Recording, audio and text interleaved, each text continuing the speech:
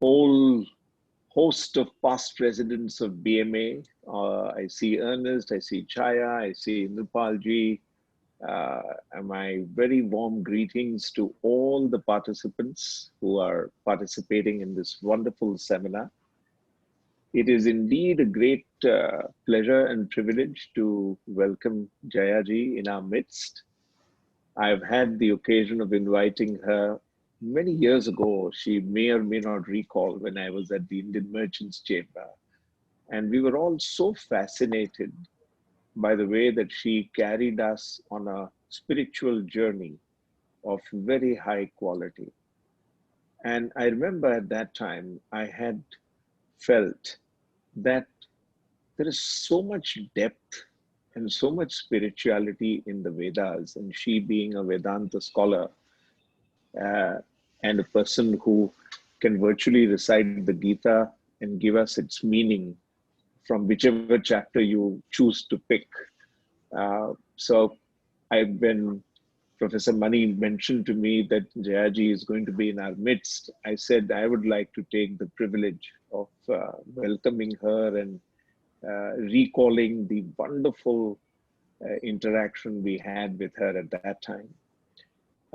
Today, we are passing through what I would like to call a crisis of confidence, in a sense, and a crisis of uncertainty, because we don't know when and if this menace will attack us. And so it is that uncertainty which is continually gnawing in our minds. And in order to remain stable and confident and go forward, we need the spiritual, if you like, guidance, if you like, support, if you like, collaboration of an individual like Jayaji to share with us her wisdom, her insights from the Vedas, from the Gita, and take us on a path that will enable us to face this crisis and come out stronger. We're never going to go back to the past. We're going to go to a new future. And I am sure and I feel confident that that future will be brighter. The world is full of abundance and I can feel it all around. And I'm sure that she will, through her interactions, convince us that that's the spirit we should carry forward. Jayaji, we're all looking forward to your guidance, to your address, and to the interaction with you later. All yours. Thank you. Thank you, Shailesh Bhai. It was a pleasure to meet with you in a sense after a long time. And I do recall the many, many times that we've met over the years. So coming straight to the topic, when our immune system is weak, then we fall a prey to many illnesses. Almost every infection that comes along, we seem to embrace it and invite it into our system, and we fall ill often.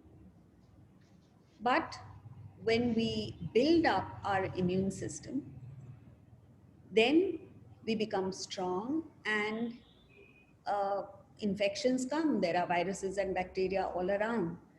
But we don't catch these infections because we have this immune system within us, which is a fantastic system. Those of you who have taken the trouble to even find out on the surface how wonderful this immune system is, it's a true blessing. But this is at the physical level. When we look within us, at our inner personality, the same thing functions. When our inner system is weak, when our mind is full of negativity, insecurity, diffidence, and all the rest of it, then we fall prey to grief, depression, lack of confidence, and we experience a low in spite of, as Shailesh Bhai said, abundance all around us. And our ancient forefathers discovered the way to strengthen ourselves, to shore up our confidence, and build our inner immunity to such an extent that nothing, absolutely nothing in the world can affect us. And in fact, it is true that nothing in the world affects us. It is we ourselves who inflict pain and suffering on ourselves. So, there are four types of strengths that we can have, we can experience. One, they say, is Bahubala. Bahubala is just the physical strength of our muscles. And you find Muhammad Ali, you find wrestlers, you find athletes, you find sports persons who have reached the pinnacle of physical performance, physical strength and performance. But you find lions, tigers, elephants with enormous strength become utter slaves to the human being. So there is a limit to physical strength. As you rise to higher levels of strength, two things happen. Even though you don't have physical prowess, you are able to overcome people who have that physical prowess. And secondly, when you rise to higher levels, the lower no longer affects you. Fluctuations at the lower level no longer affect you. Then we come to the emotional, manobala. Love is such a powerful emotion that it helps you to overcome all kinds of obstacles and emerge successful. I remember a movie many years ago, and the name of the movie is To Serve with Love. It's about a man who is given an absolutely um, challenging school to teach in. And because the children in that school, high school, come from troubled backgrounds, and how he manages to, with just understanding, consideration, and love, turn them around and they become such wonderful students. And the name of the movie comes from a song where at the end of their term, this group of students get together and sing a song to this teacher, which goes something, I'm not going to sing it, but the words go something like this. How do you thank someone who has taken you from crayons to perfumes? It isn't easy, but I'll try. And that's a lovely song as well. So there are people. Recently I saw a video of a man who um, has to deal with elephants, a group of elephants who had turned rogue not because of their own difficulties, but because the human being had inflicted certain things on them. And how he managed to get around the entire group of elephants, and just with love, not with physical force, not by chaining them, but just with love. So, emotion has a powerful effect, and it's much more powerful than the physical. And then comes the buddhi bala, the power of the intellect. With the intellect, the human being, incidentally, the intellect is the one gift that only the human being has, coupled with choice of action. So, with this intellect, we have been able to conquer the world, we have been able to discover the laws of nature, we have been, the science and technology that we have come up with. If our grandparents were to come alive, they would probably think this was a science fiction movie going on. Um, so, this is the power of the intellect. But much further than that is the power of the subtle intellect or conscience, sukshma buddhi as we call it, to look within and explore the inner world, the new frontier. And once you tap into that, you literally and figuratively conquer the entire world. And the last is Atma Bala, to tap into the power of the spirit within us. That spirit which exists in equal measure in all living beings. And that is the ultimate level playing field among all of us. Not everyone is hugely talented. like Sachin Tendulkar or Virat Kohli. Not everybody is immensely intelligent, like an Einstein or a Newton. Not everyone is born with a silver spoon in the mouth.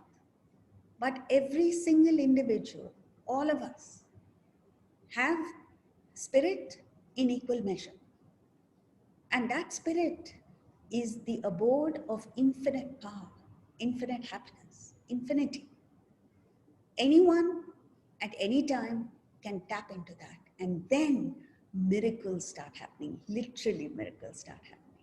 We've all heard of the story of Prahlada, who was the son of a demon. And because he owed allegiance to Lord Vishnu, his father decided to kill him. And to the father's utter frustration, he found that every uh, idea that he thought was brilliant, that he came up with, met with failure because the forces of nature bowed down to Prahlad. Closer to home in Maharashtra, we hear of Sant Tukaram, who was entrusted with the job of looking after a field by the farmer who was going on work to another town.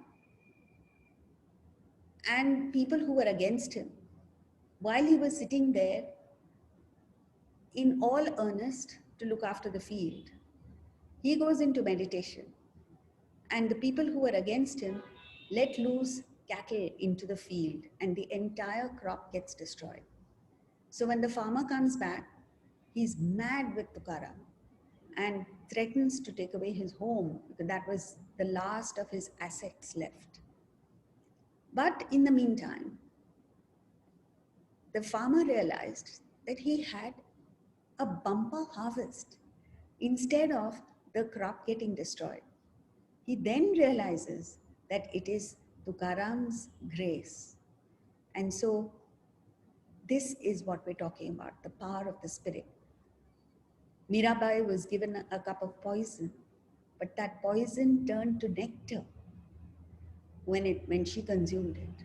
Now, these are all stories which we may think are imaginative stories, positive, yes, but fiction.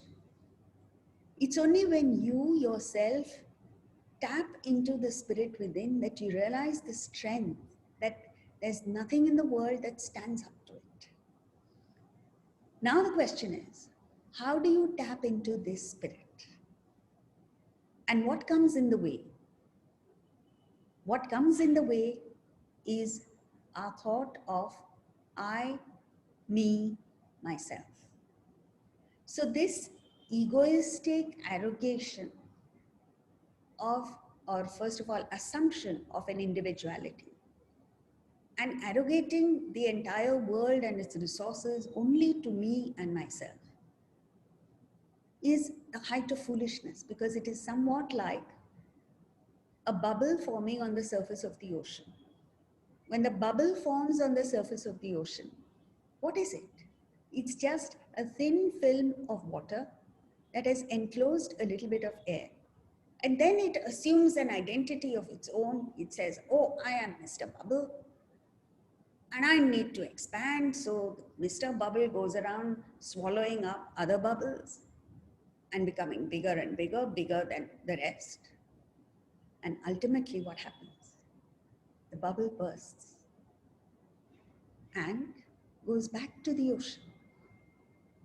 If you look at it from the point of the bubble, yes, the bubble is born, it has to grow, it puts in a lot of effort to consume other bubbles and grow, and then eventually it dies.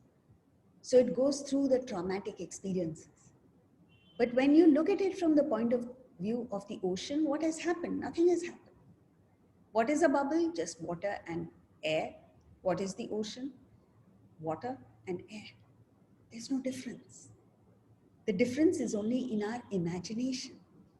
Similarly, this I, me, myself is nothing but ego and arrogance. And what is it? It's just hawa, air, imagination. It's put so beautifully. And when you get down to the bottom of it, you find there's nothing there. There's nothing to our ego, there's nothing to our arrogance. And it's this thought of I, thought of me, that comes in the way of our success, our happiness, and our growth. There's a beautiful movie called The Legend of Bhagavans. It's a brilliant movie, not a Bollywood movie, not made in India. It's a mainstream Hollywood movie made by Robert Redford. And it's about a golfer in the 1930s who's brilliant, but because of some personal problem, quits golf and takes to drink. Easiest way out. And then there's a competition announced. And in those days, there was bitter rivalry between the northern and southern states of America. He came from the south. So his people go to him and say, please play in this tournament. You must play. If not for yourself, for the pride of Savannah. Savannah is where he comes from. He agrees to play, but it's so difficult. He's been drinking so heavily that it's virtually impossible for him to play. And then one night when he's practicing his shots, Will Smith, the actor, who's playing the role of a caddy, comes out of the darkness and offers to be his caddy. And the rest of the movie is a brilliant conversation between the caddy, who's the guru. His name is Bhagavans.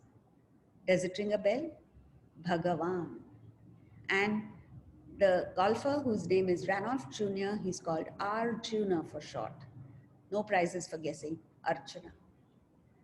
At one particular hole, and those of you who play golf must watch this movie because you will enjoy it much more.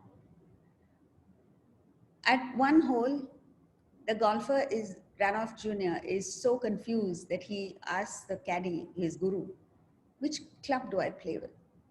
And by then he's fed up. So he says, you're playing so badly, it doesn't matter, pick any. But he calls him back and says something that is useful to you and me. And that is, there's a perfect shot waiting out there. All you've got to do is get yourself out of the way. This is the brilliant truth. You can experience it in your life. This is the central theme of Vedanta. So, it is thought of self that is the biggest obstruction to our accessing the spirit and the power of the spirit that lies within. So, we have been given 3 simple yet very effective methods of rising above this thought of self. And when you do that, you achieve the 3 things that all human beings want. Number 1, outstanding success in our respective fields of endeavor. Number 2, happiness within. And number 3, you grow into a towering personality instead of remaining the bonsai that we all subject ourselves to. So the 3 methods are: 1, while acting, act in a spirit of service. And this works even in business, in manufacturing, in service-based organizations, in every field of endeavor. The law is, give, you gain, grab, you lose. The more you work with the attitude of giving rather than gaining, the more you work with the attitude of offering rather than profiteering, the more you receive. And why must you give? Well, actually, you don't have to give anything. You just have to develop the attitude of giving. Why must you have the attitude of giving? For the simple reason that we have received in abundance millions and trillions of things that make for our well-being right now, this moment, that we are unaware of. But if even one moment we were to be denied any of these, it would be impossible to live. You all must have heard of this 93-year-old Italian gentleman who got the coronavirus and had to be put on the ventilator in an ICU for 1 day. And he got a bill of something like 1,500 euros for that one night. And when he got the bill, apparently he broke down. And the doctor thought that he did not have the money to pay, and that's why he was crying. And the doctor was trying to console him and saying, you find different, it's okay, you can pay later, so on and so forth. When he said, no, it's not because of the money. I have the money to pay, and I'll pay it straight away. But I'm thinking, for 24 hours, I was on the ventilator, and I have to pay 1,500 euros. I'm thinking, 93 years of my life, multiplied by 365 days, I have been given oxygen for free from some divine power. I owe that to him. And that's why, because I'm so grateful for it, I've broken down. So this is it. When you are aware of all the things that you have received, without your even asking for it, without your being aware of it even, and you just take it for granted because it's given in abundance, that thought of repaying is what makes for excellence. Because then, how will you do whatever you do? You will do it perfectly, with dedication, with all your heart and soul. And that makes for success. It's like the chairman of Starbucks telling every one of his employees that when you make that cup of coffee for your customer, you should put in that extra ingredient in every cup of coffee that you make. And that is your heart. And that is what makes a big difference. So the more you give, the more you gain. You give a little, you gain a little. You give more, you gain more. Give all, you gain all. The second is to rise above the feelings of negativity, hatred, revulsion, competition, repulsion, disgust that we feel for people. And when you entertain these negative feelings, it doesn't do any harm to the other person, but it sure as hell kills you. And this is the reality. Dr. Viktor Frankl was a survivor of one of the worst concentration camps during the Second World War. And he writes, he was a psychiatrist. He wrote that his survival was based on positive thinking. And he said, my attitude was the one freedom the Nazis could not take away from me. And I exercised that freedom judiciously, intelligently, positively. And that is what made for my survival. So the guards who tormented him remained the way they were. He rose into a magnificent personality. Nelson Mandela,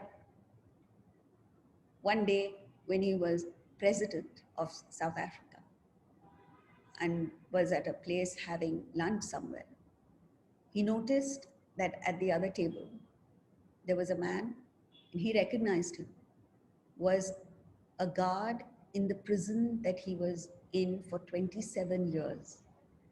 And he was particularly vicious and tormented him, tortured him that much more than the other guards. Nelson Mandela could have reacted with hatred. He looked at him, at that moment forgave him and invited him over. He told his security guards to invite him and offered him lunch at his table. I don't know what that guard ate. If I were in his place, I would feel like going into the floor. But this is it, friends. These prison guards remained in prison all their lives. Nelson Mandela and Viktor Frankl grew into magnificent personalities. And this is what it's about. If you want to be even successful at your work, You need to develop the art of building teams, which, which includes, which presupposes a feeling of oneness. Vedanta speaks of outstanding men and women who reached heights of enlightenment, and yet when they interacted with ordinary folks, ignorant people, vicious people, they behaved as if they were one with them. What a thing it is. No arrogance, no ego, no feeling of superiority. And the third is knowledge. Not knowledge of nuclear physics or mathematics or any other subject, not even knowledge of the scriptures, but just an understanding that the world and all that it has to offer is temporary, impermanent, passing. And as the Bhagavad Gita says, the wise do not revel in these. Just an understanding. When you understand, then your value for these things goes down. You develop a clarity of thinking. You know exactly how to deal with the world, with people around you. You make a correct assessment of them. And you have a smooth journey through life. Today, we have problems because of confusion in our intellect, because of lack of clarity. We project a permanence on impermanent factors, and when they go, we are heartbroken. Like in December of 2019, how many of us would have thought that so many things that we took for granted would no longer be available to us? Even now, we are under lockdown. But the intelligent thing to do is to quickly adjust to the new reality, as Shailesh Bhai said. And that can happen only when you are resting on something that is more permanent. And this is what Vedanta speaks of. In the ocean, whether it is a small boat, small fishing boat, or the mighty ocean liner, all boats are resting on the surface of the ocean and are therefore affected by the storms, except for the lighthouse. Even though the lighthouse is in the ocean, it rests on the ocean bed, and therefore the storms and uh, the fluctuations on the surface of the ocean, the waves come and lick its feet and go back in utter disbelief that here is something that we cannot affect. So these are the three methods, the three pathways by which you achieve tremendous success. You become happy and you rise to great heights. The mind becomes calm. So when you look at service, at giving, it's not that difficult. You just have to try it once. And then when you taste the pleasure, the joy of giving, you will never go back to taking. Like in the book, The Ultimate Gift, there's this thoroughly spoilt grandson of a billionaire who has never thought of anybody other than himself. And there's that one moment when he sees a little girl, who's 8-year-old girl, I think, suffering from cancer, and the mother trying desperately to get the resources to look after this child and her medical treatment. For the first time in his life, he thinks of someone other than himself. And that transforms his life. That moment, he inherits the billions of his grandfather's estate. That moment, he experiences what it is to be happy. And that moment, he becomes a different personality altogether. Same thing with love.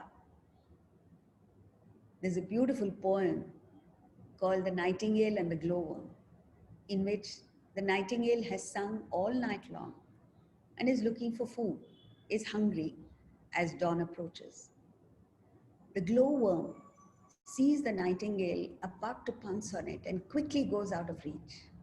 And that's when the glowworm addresses the nightingale and says, "Did you admire my lamp as much as I your minstrelsy? If only you admired my light as much as I admire your singing, you would abhor to do me wrong as much as I to spoil your song.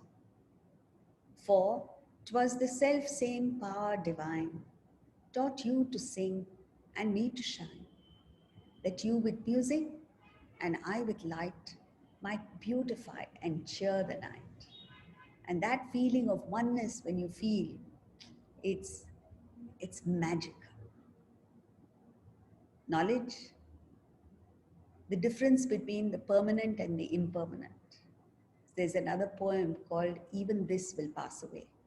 It speaks of a king in Persia who earns a lot of wealth, but he has a ring, a signet ring, that he wears all the time, which says, "Even this will pass away." So, whatever he experiences it, he enjoys it, he participates in it like anyone else. But within himself, he constantly reminds himself that this will pass. So he says, "What is wealth?" The king would say, "Even this will pass away."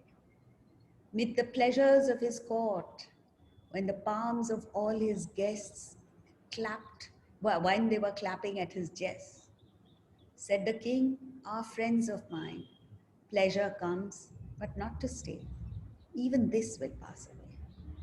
Then he gets married. Who will he marry? Woman fairest ever seen was the bride he'd crowned as queen. And on his marriage bed, whispering to his soul, he said, "Though no monarch ever pressed fairer bosom to his breast, mortal flesh is only clay, even this will pass away." Then he gets injured. Same thing. He says, "Pain is hard to bear, but with patience, day by day, even this will pass away." Then he becomes famous. They make a statue of him, 40 cubits in the air. And there's a pun on "in the air." And the king, disguised unknown, gazed upon his sculptured name, and he pondered, what is fame?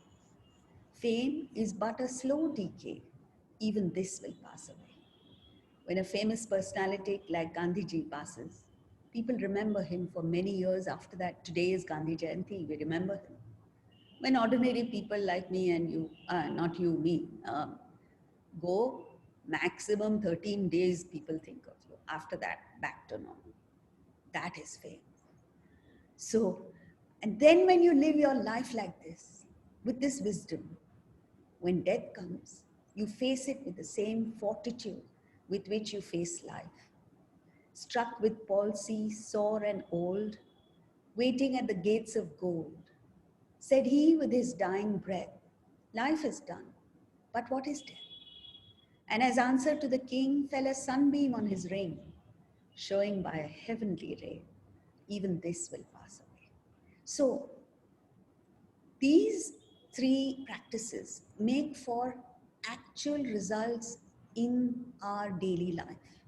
So your mind becomes calm, your intellect is super sharp, and actions brilliant.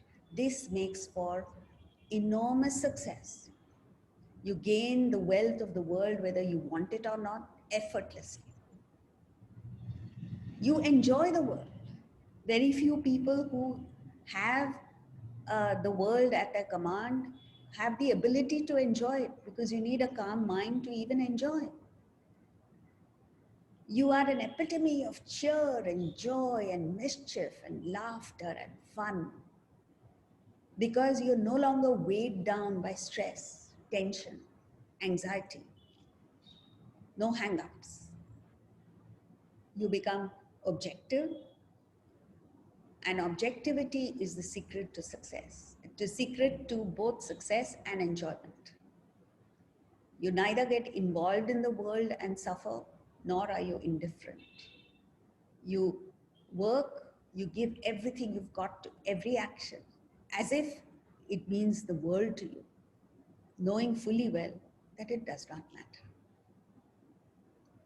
And when you live a life like this, you automatically get thrown into leadership roles because you get what you deserve, not what you desire. These are the qualities that make for a leader.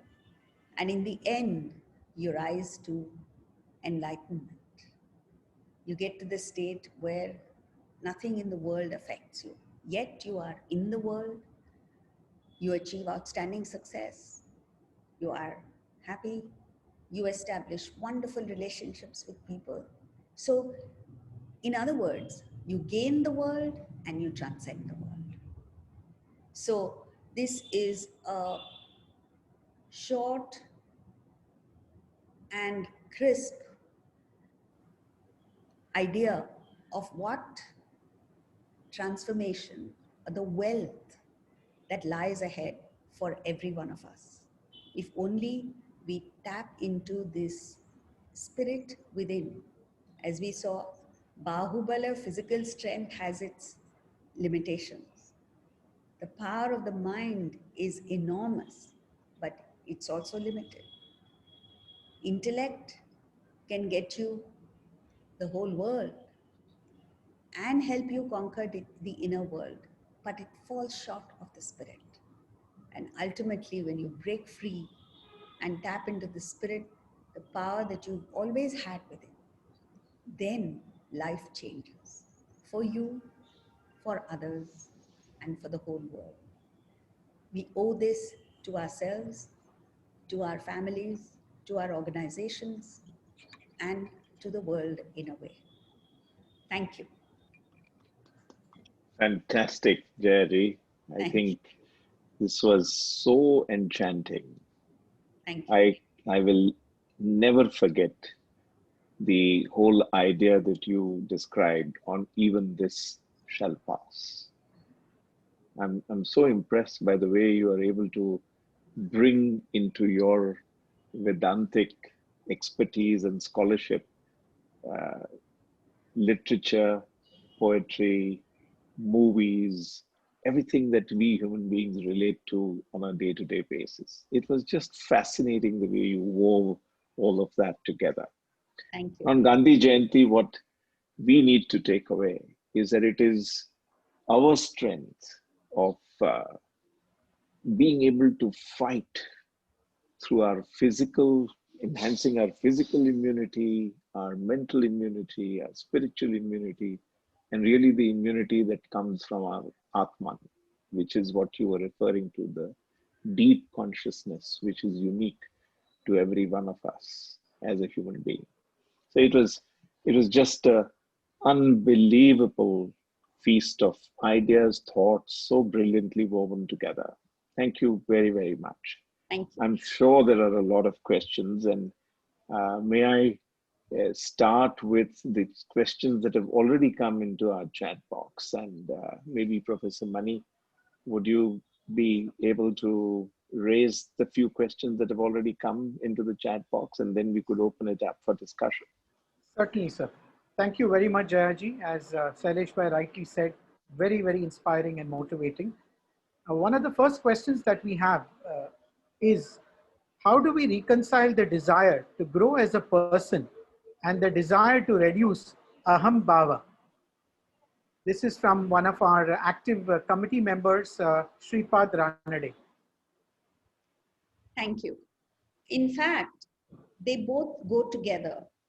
When you want to, when you have the desire to grow as a person, growth means reduction of ego and arrogance. If you take a look at the greatest of people, whether it was an Einstein or a Gandhiji or a Dr. Abdul Kalam, was such a fascinating personality. Whoever it is in any field, musicians, artists, architects, scientists, um, billionaires, they have, the higher they grow, the less egoistic they become, because they understand that compared to what they have, they, compared to what potential there is, and compared to what others have achieved, what they have done is next to nothing. The second thing is that an acute awareness of the contribution made by so many other factors and people which have led to our success humbles us in a way. The other day, somebody was asking me, and I said about the ability to achieve things alone by yourself. It's a myth. How can you do anything alone? You have to eat food, right? Where does the food come from? Who grows the food? The rice, the vegetables, or whatever it is that you are eating. Who transports it? And in the end, who enables it to grow? The sun, the moon, the oxygen, carbon dioxide, oxygen, so on and so forth. So it is impossible to live without an acute awareness of the contribution made by so many millions of elements that have come together for your success. So as you grow, you must necessarily become less egoistic. The next question is, we've been hearing a lot about domestic violence at home due to the pandemic. Could you suggest how we can cope up with some of these situations when we encounter them? Yes, this is unfortunate, but it is true that see, first we must understand what is happening. People who are full of desires to go out, to go to movies, to eat out, to go on vacation, and this, that, and the other, now have got totally frustrated because it is not possible to do many of these things. And so they take out their frustration on people in the house, the spouse, the child, whoever happens to be within striking distance. And that is unfortunate. So first must be an acknowledgement that this is the case, this is the reason.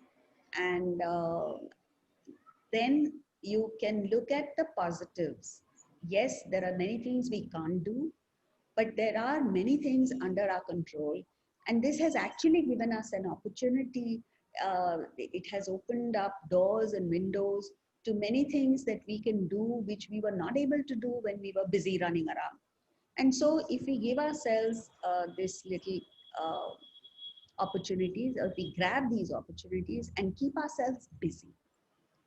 The most important thing is to think less of yourself, have consideration for others.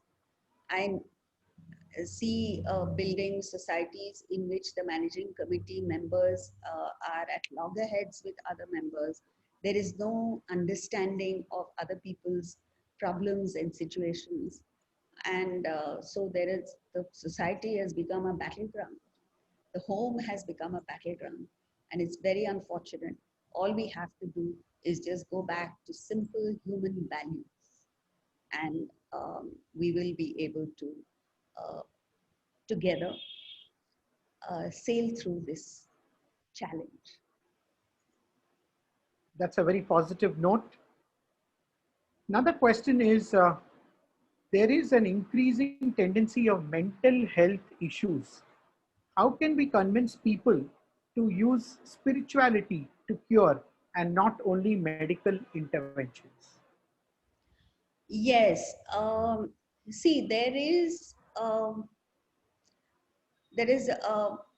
conflict here. Conflict in the sense that the first line of defense should be spiritual issues. When I say spiritual, it's not some esoteric thing. It's just basic common sense.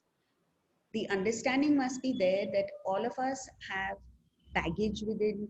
We have issues that we have grown up with, maybe.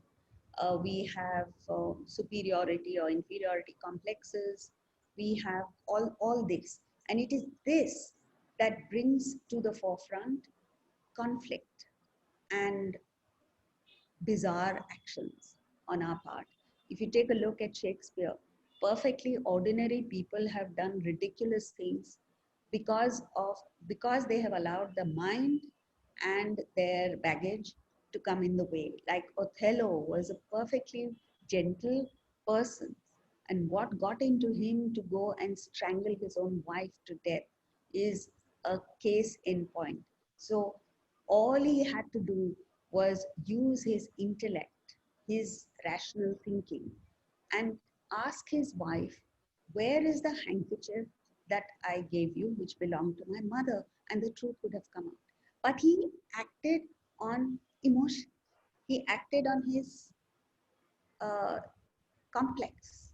He acted on his lack of confidence in himself, and therefore he performed such a bizarre act.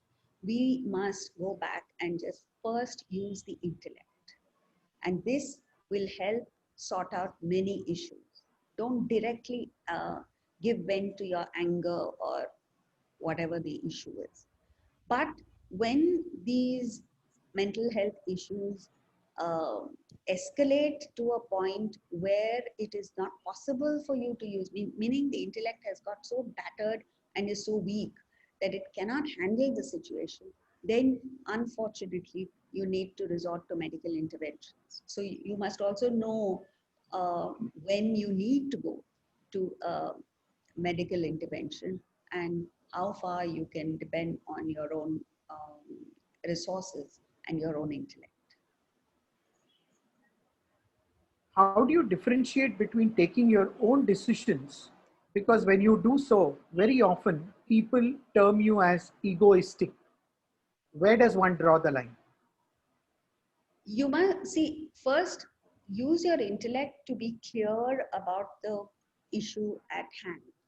So, and often you need to carry people along with you, explain the rationale of your decision to people, because only then, as we saw earlier, only when you build teams that you can really succeed. And particularly in a challenging situation like this, it is necessary to explain your rationale, not all the time, but whenever you have the luxury of time, maybe, or the circumstances allow you to explain, so that everyone is on the same page and you carry people along with you. But yes, it becomes egoistic only when you take the stand that my thinking alone is right and you're not open to someone else's point of view.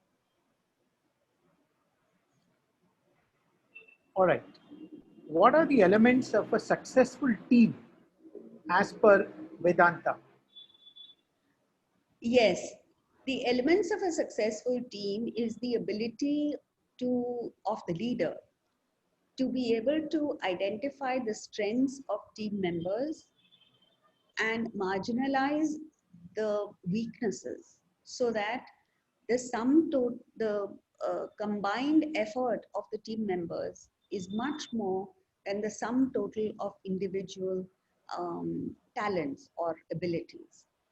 And also important is the ability to respect each other, to have consideration for each other, and to feel a sense of oneness. Then difficult tasks get done in a spirit of camaraderie, friendship, cheer, joy, and laughter.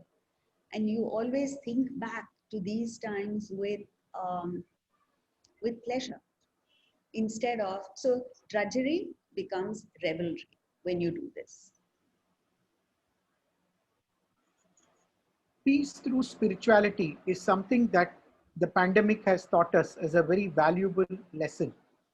However, the thoughts of future always disturbs us. How to cope up with this? See, the future has always been uncertain. It's not that only now it's uncertain. It's just that we got lulled into a complacency earlier because for some time, there were no major challenges, and certainly not something like this. But what is in our hands is the present. And if you differentiate between what is beyond your control and what is under your control, and focus on what is under your control, and do the best in the present, then the future will take care of itself. All right, that's a very nice way of putting it. We have a question from Chaya Sehgal, who's our past president. Chaya, can I request you to unmute and ask the question?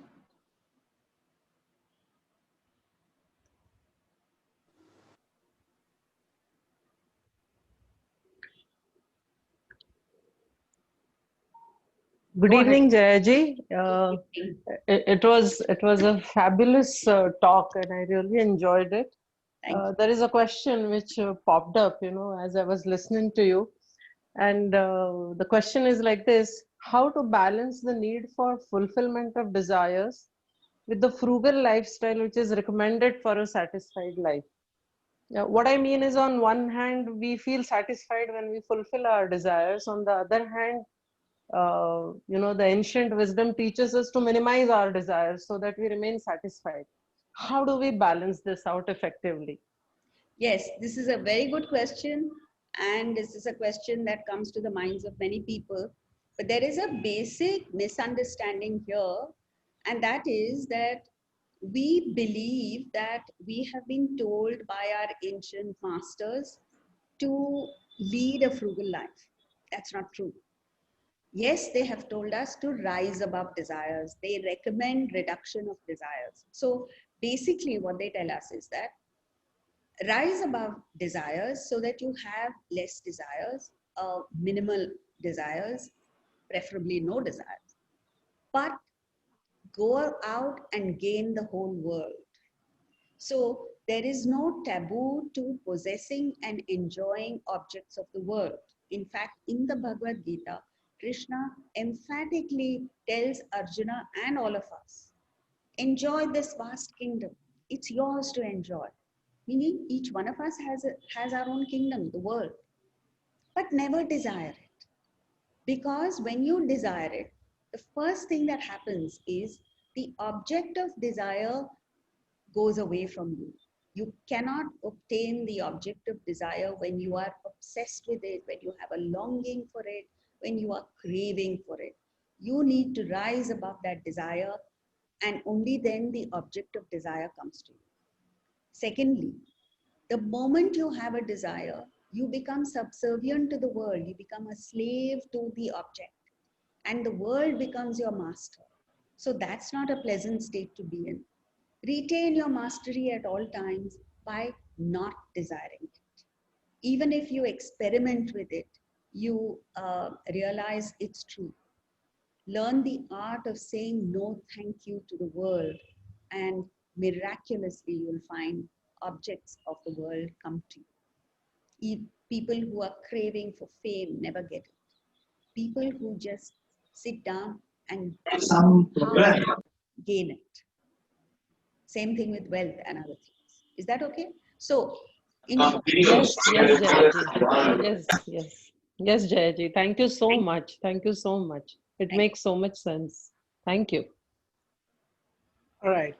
We have the next question from Mr. RSR Murthy. Murthy, you can unmute and go ahead with your question.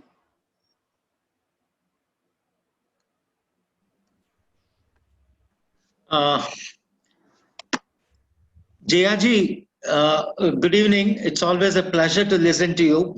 thank you. Yeah.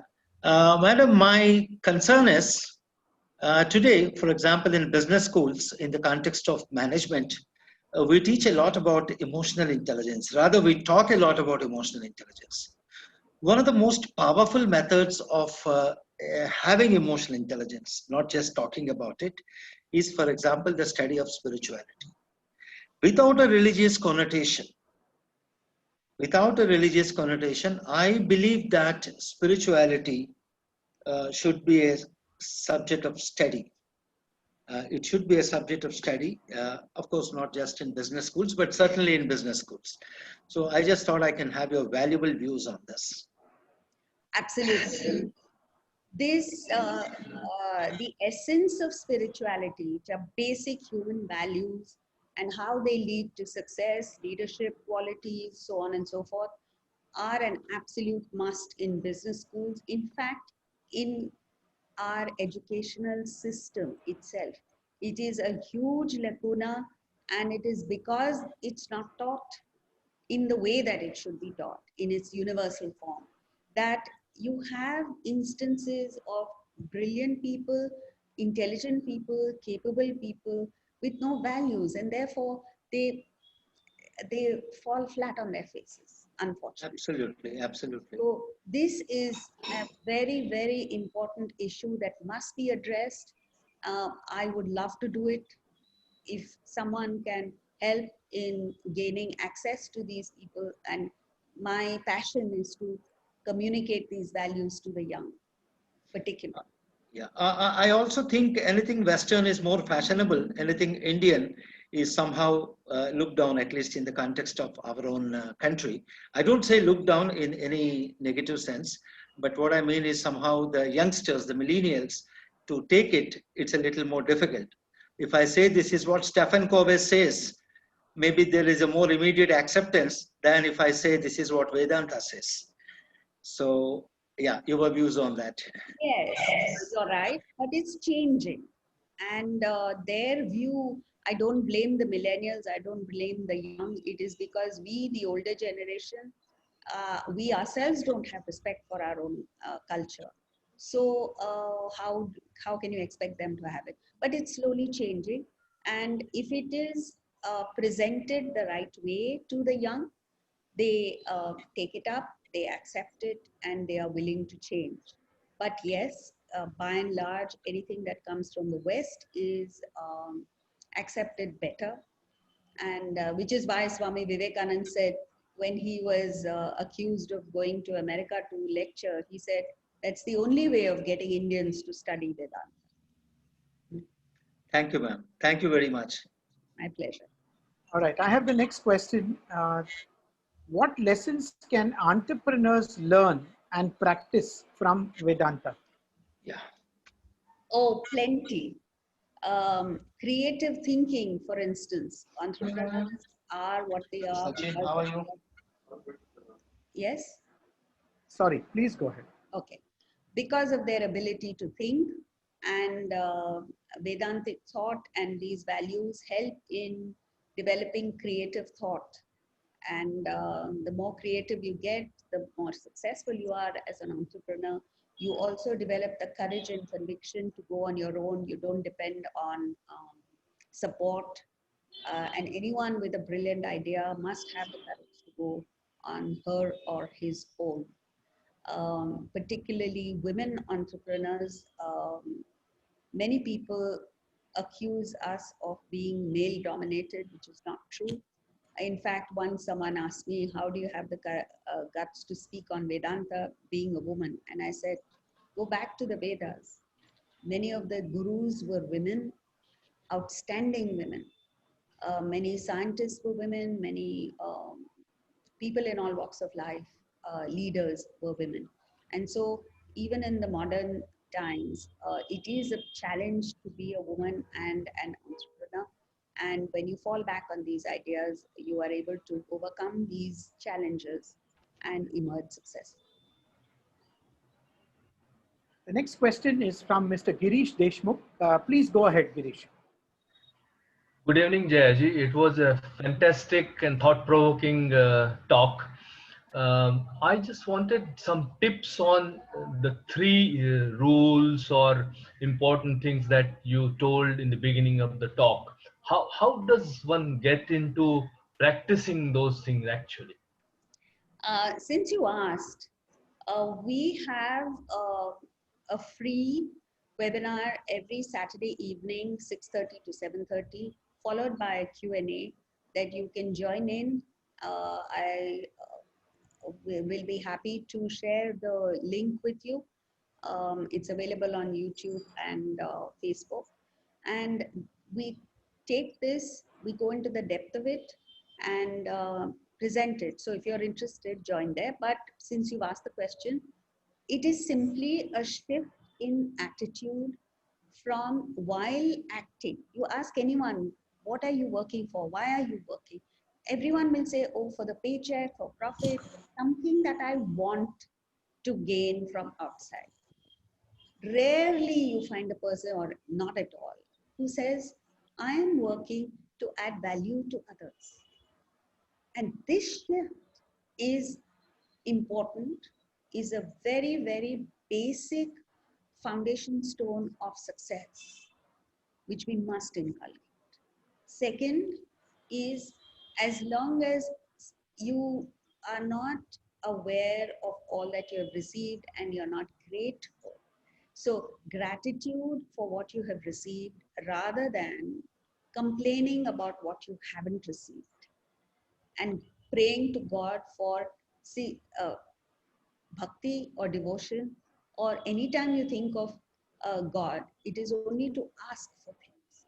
Instead, shift the attitude to just being grateful, not necessarily to God. We don't emphasize on a belief in God.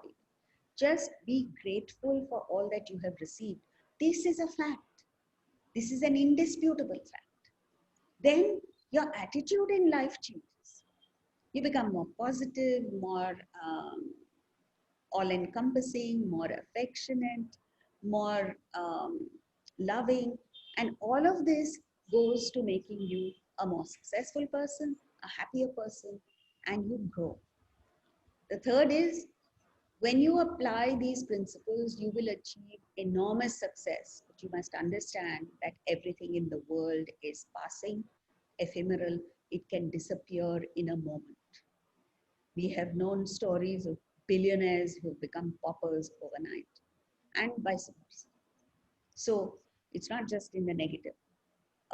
So enjoy what the world has to offer, but don't sell your soul to it. That is what we need to practice. What Jayaji was, sorry, Girish, just unmute and speak, please. Thank you, Jayaji. That helps. My pleasure. I must place on record the wonderful support that Vaishali from the Vedanta Trust did for us to make this entire program happen. And she has very promptly put in the entire web link for registration for the Saturday program that Jayaji was talking about. So please look into the chat box, and the entire link for registration is there for the sessions that Jayaji does on Saturday. Thank you, Vaishali, for being such a wonderful support to this entire activity. Sailesh Bhai, I'd like you to continue the discussions. I've kind of completed the questions from the chat Oh, box, and I lovely. think I would leave it to you to take over now.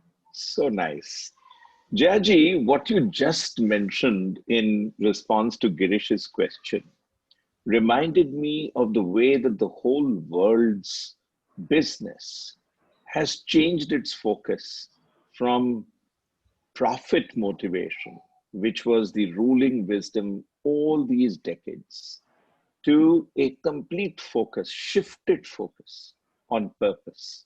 Just in August last year, the International Business Council, which met in the United States, talked about this. And since then, the literature on purpose and the entire world's attitude to investing only where there is an E, S, and G content in the company in which the investment is being made has become so remarkable. Everything you said in your talk, environmental stewardship, social responsibility, good governance, self governance, all of that is becoming a very significant part of corporate thinking.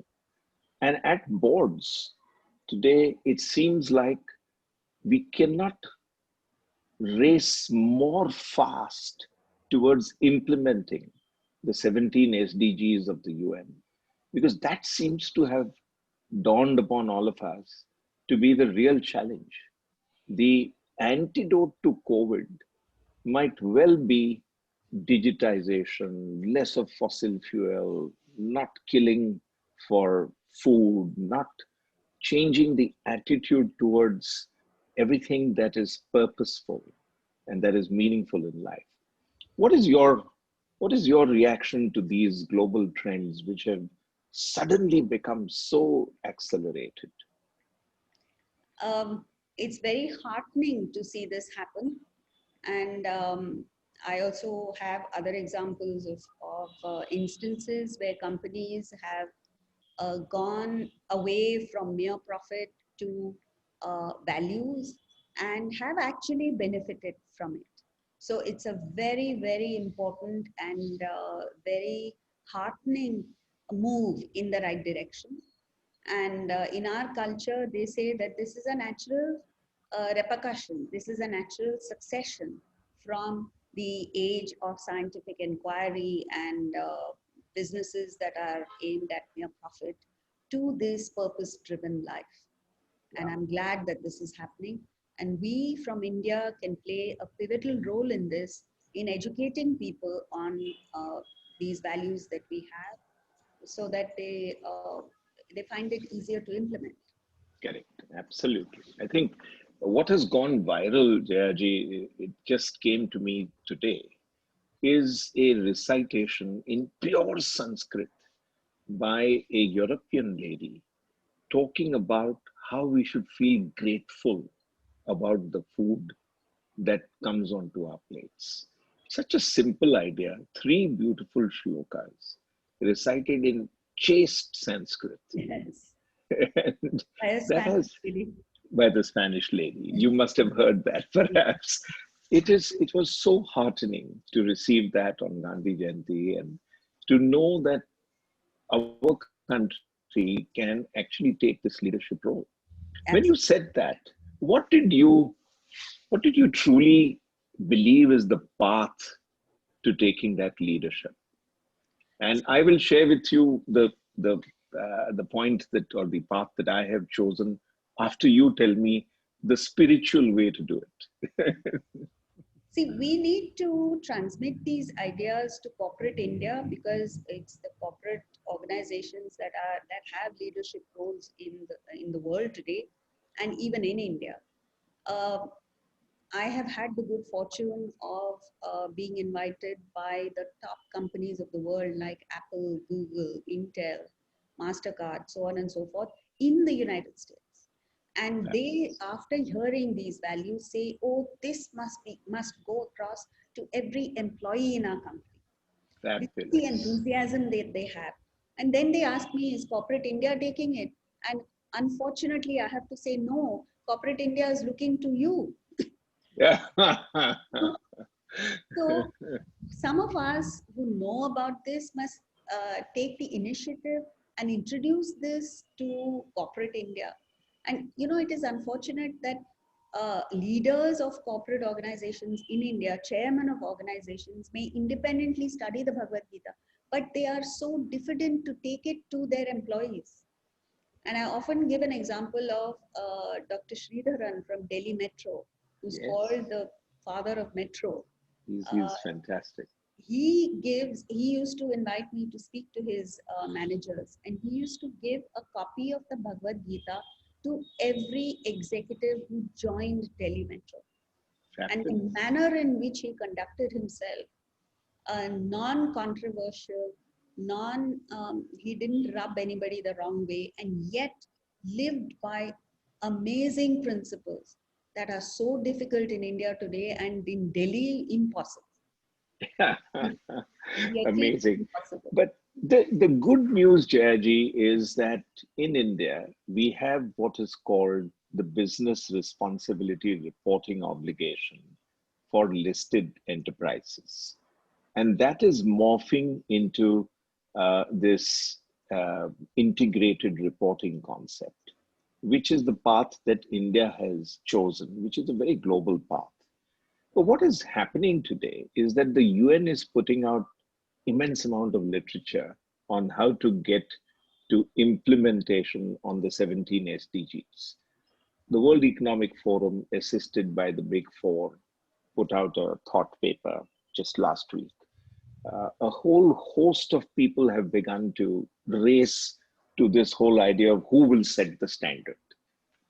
So my thought, and I'd love to share it with all the people who are on this call and with you, is that we need to bring all of this literature together in a way that it makes implementation easy.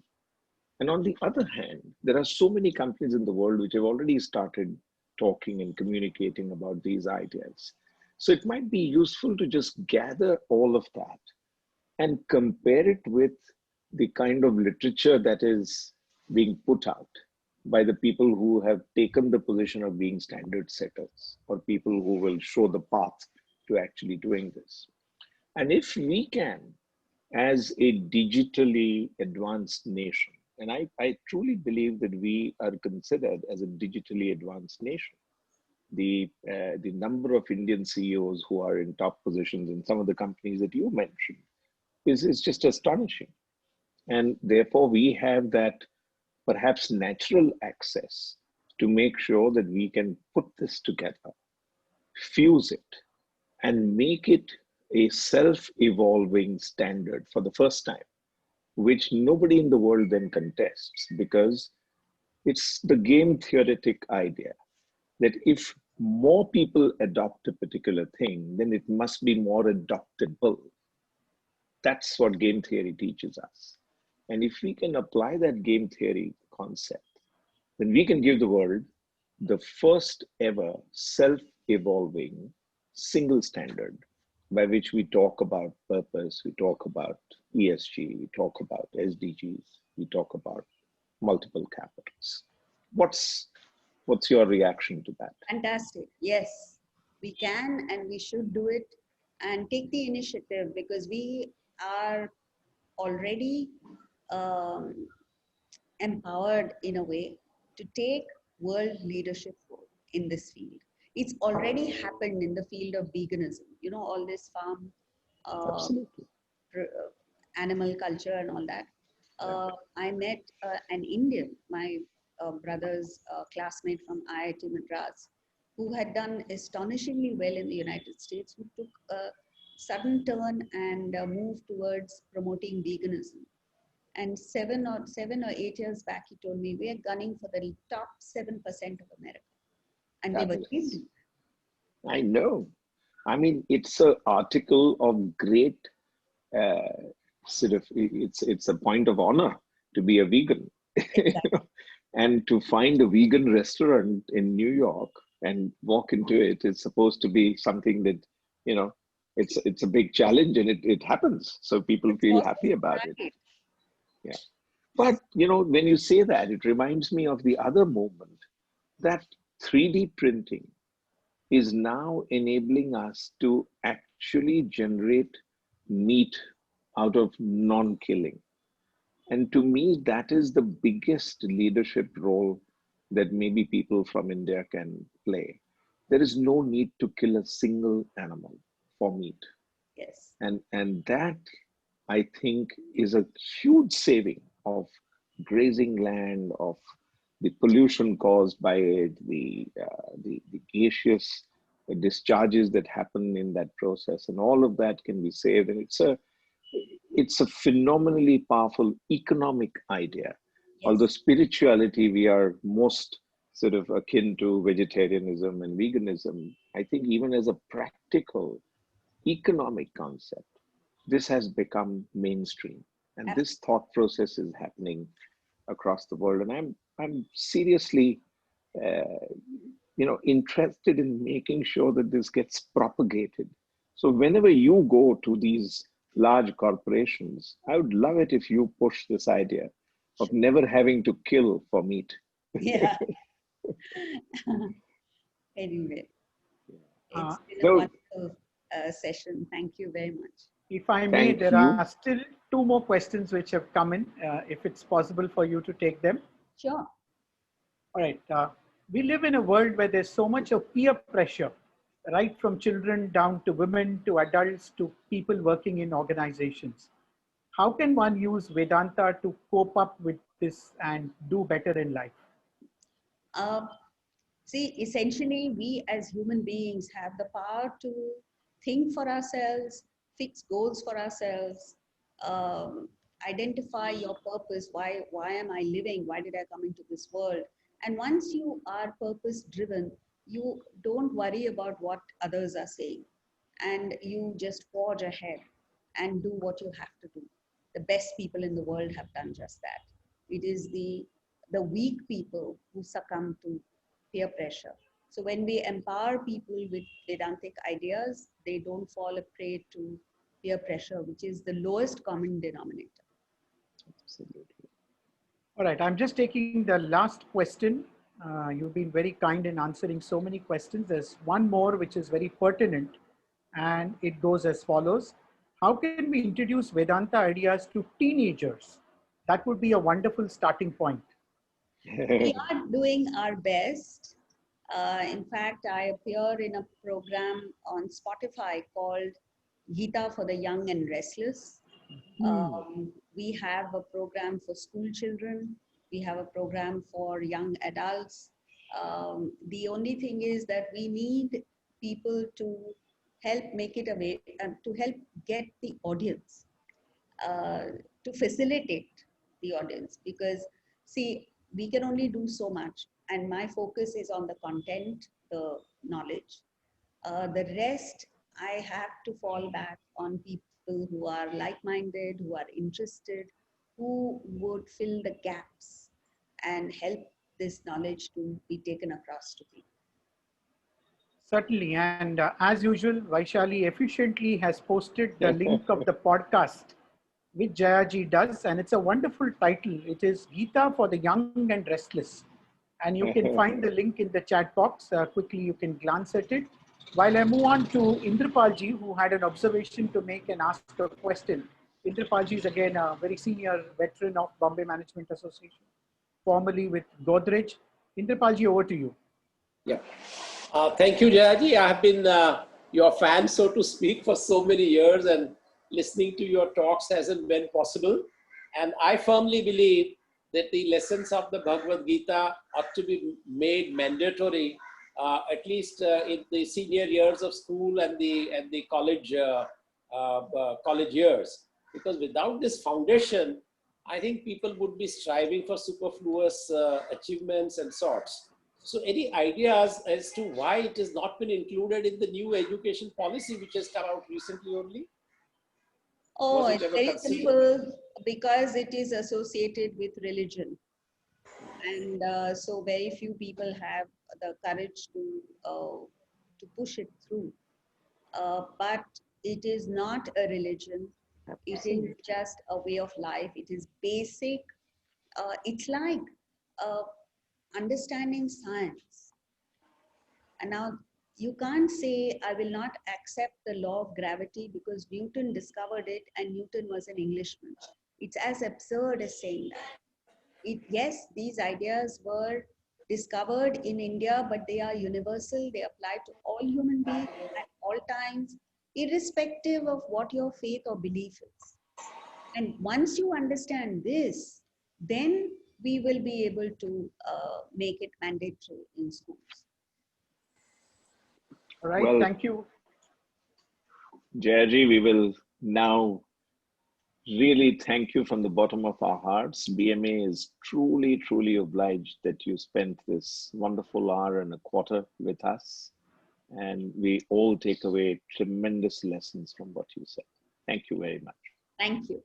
May I request that all of us put on our videos so that we can capture this moment with a digital photograph, though we may not physically do it, just so that we remember this wonderful hour and a half that we spent learning so much of wisdom from Jayaji. Thank you once again from all of us who are present here. Please give us about 2 minutes as we move from screen to screen. Have a little bit of digital patience, as we say. Put on your videos, put on your best smiles, and give us this opportunity to capture this moment of the time that we all spent together. We have a very efficient secretariat staff who are now digital photographers, so they will do the honors for us. Good. So please give us those 2 minutes of your time this evening. And while we do that, may we share with you that next Wednesday, we have another very interesting session by a medical doctor who actually went on into the field of beauty and then became Mrs. World, and then went into becoming a cine artist, and today is doing holistic training. Her name is Dr. Aditi Govitrikar, and she's going to talk to us on holistic living next Wednesday in our Wednesday Wisdom webinar series.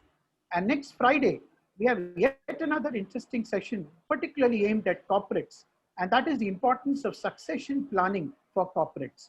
And this is being led by a distinguished panel of 8 speakers hosted by Surana and Surana, the international attorney firms. So stay tuned with different kinds of programs that BME has tried to bring to you during this pandemic period. Though unfortunately we continue with lockdown, but I think learning has no barriers and we continue to learn, as one would say so. Thank you. Thank Pranam. you so much, everybody. Thank you, Jayaji. And thank you, Sailesh Bhai, for being so kind enough to be here with us and anchor this whole session for us. It was a Thanks. delight, absolute delight and honor.